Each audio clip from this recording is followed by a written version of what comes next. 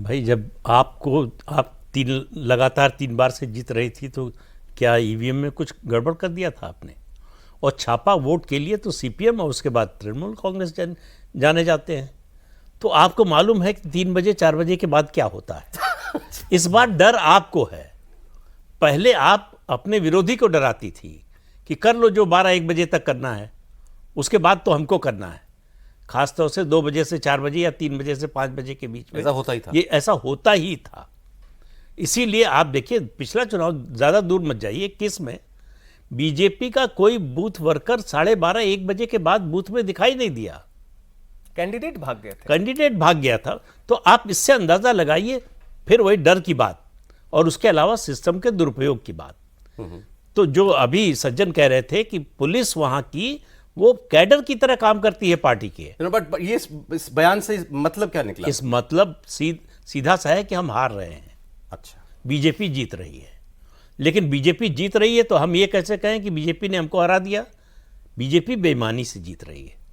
जो लगातार पिछले 3 चुनाव से स्टैंड है राहुल गांधी का कि हम हारते नहीं हैं, हमको हराया जाता है, दूसरे कारणों से हारते तो इसको आप ममता की स्वीकारोक्ति मानते हैं? निश्चित रूप से। सर देखिए, ममता बनर्जी इस शुरू से स्टैंड लिए हैं। अभी तक 2 दिन पहले भी चुनाव आयोग के पास भी भेजा।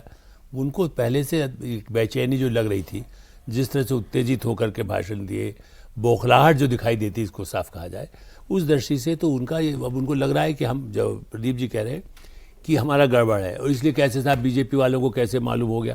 भाई आपकी पार्टी के लोग भी तो यही दावा कर रहे हैं कि हम आ रहे हैं, सत्ता में आ रहे हैं, तुम देखो तुम्हारा छिन जाएगा। तो ठीक है। हाँ, वो कौन सा कह रहे हैं कि बड़ा मुश्किल है चुनाव मेरे लिए? हाँ, वो तो सब लोग 12 बाकायदा ये तो मान करके चल रहे हैं। बीजेपी तो ऐसा नहीं कह रही थी कि हम तुम्हें देख लेंगे। तुम्हारे बीजेपी इस बार कोई नंबर नहीं बोल रही। पिछली बार इससे बहुत बड़े बोले जा रहे थे बीजेपी की। बिल्कुल, बीजेपी इस बार नहीं कुछ भी कहा, ऐसा नहीं किया। लेकिन ठीक, ये तो नहीं कहेंगे ना कि हम हारने के लिए चुनाव लड़ रहे हैं, जो कांग्रेस पार्टी कह सकती है कि भाई हम तो नहीं, हम तो कुछ है ही नहीं, ममता बनर्जी और ये बीजेपी का ही चुनाव है।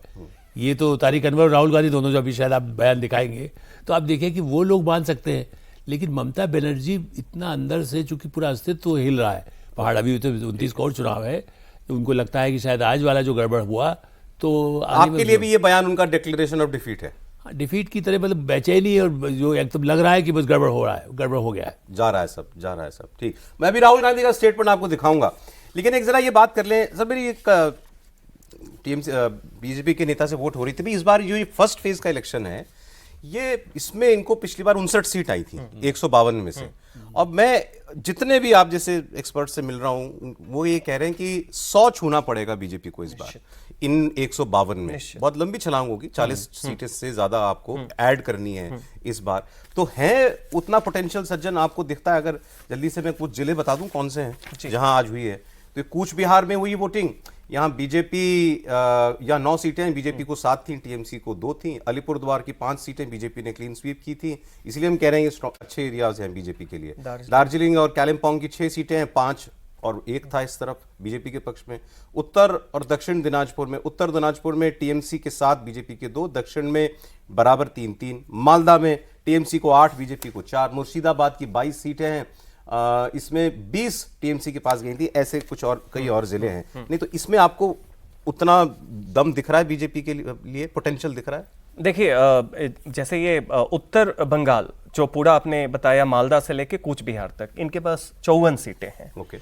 अब इसमें बीजेपी को कम से कम 40 सीटें जीतनी चाहिए, जीत सकती हैं, एक बहुत बड़ी संभावना। इन 50 में 152 में जो 54 सीटें हैं, बाकी 98 को 98 सीट आप अलग रख लें, ठीक है, तो उसमें बीजेपी 40 जीत सकती है।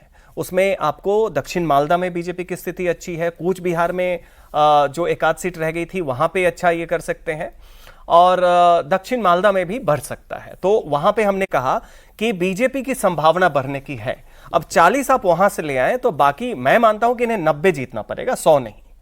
जो 93 टीएमसी का था और 59 इनका था, उसको रिवर्स करते हैं कि बीजेपी, चूंकि ये पक्ष क्या है कि पहला तो उत्तर बंगाल जो बीजेपी के पक्ष में, वहां बढ़ रहा है। बढ़ने का कारण है कि सेंटिमेंट अक्रॉस बंगाल है, वहां पे सेंटिमेंट और संगठन दोनों है बीजेपी के, ऑर्गेनाइजेशन भी है बीजेपी। फरक्का का जैसे ही आप गंगा को पार करें और उत्तर में जाएं तो बीजेपी का संगठन और बीजेपी के लिए सेंटिमेंट दोनों दिखता है। बाकी जो सीटें बची, बाकी जो बची उसमें देखिए जो इनके पास है बांकुरा, पुरुलिया, झारग्राम, पश्चिम मेदिनीपुर, पूर्व मेदिनीपुर जो शुभेंदु अधिकारी का इलाका है, इसे पश्चिम मेदिनीपुर के साथ ये जंगल महल भी कहा जाता है। ये भी बीजेपी के लिए, चूंकि हाई एससी पॉपुलेशन है। पश्चिम मेदिनीपुर तो बीजेपी के मतलब बिल्कुल स्वीप था टीएमसी का, 13-2 से स्वीप था। झारग्राम भी था जो आदिवासी झारग्राम, क्षेत्र है, हाँ, 4 में 4 झारग्राम में भी बीजेपी चारों हार की गई चारों थी। TMC के लेकिन पास थी। वो कैसे ये सीटें बीजेपी हारी, बड़ा ये आश्चर्यजनक है।